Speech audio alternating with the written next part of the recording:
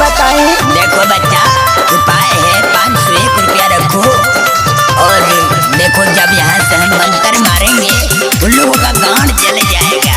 ताया दादा हम जाए अब निश्चिंत रहिनु। हम गांव भर में सारा लोग के बता दिनु जे हमरा मालिया के फेरा में कोनो मत रहियो सना तो होई से हो जाई। एकदम बच्चा, तुम जाओ और हालत भी कर दो। ये हमरा मालिया के पीछा करी है। हमरा मालिया के पीछा करी है। ओकर भरम बाबा गाड़ जरी है। ओकर भरम बाबा गाड़ जरी है।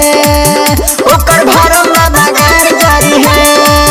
ओकर भरम बाबा गाड़ जरी है।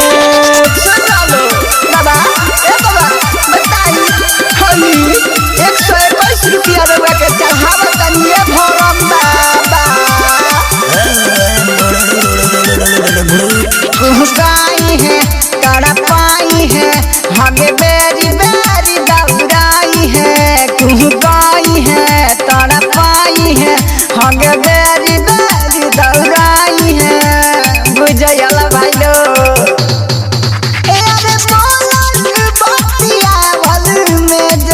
वीडियो करी है।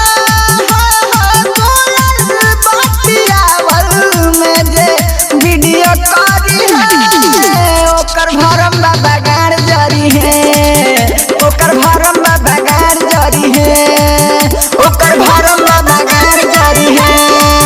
ओकर भरम बाबा गाड़ जरी है। सुन लो भरम बाबा की जय हो। भरम बाबा की जय हो। बताई दक्षिण में घूमल बानी। मेरा मारा हुआ मंत्र कभी खाली नहीं जाता है बच्चा।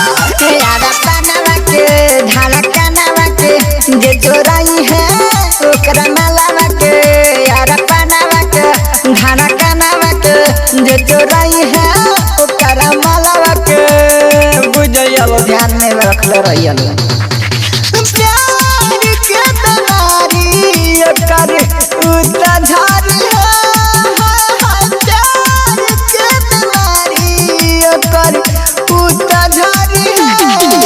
ओकर भरम बाबा गाड़ जरी है।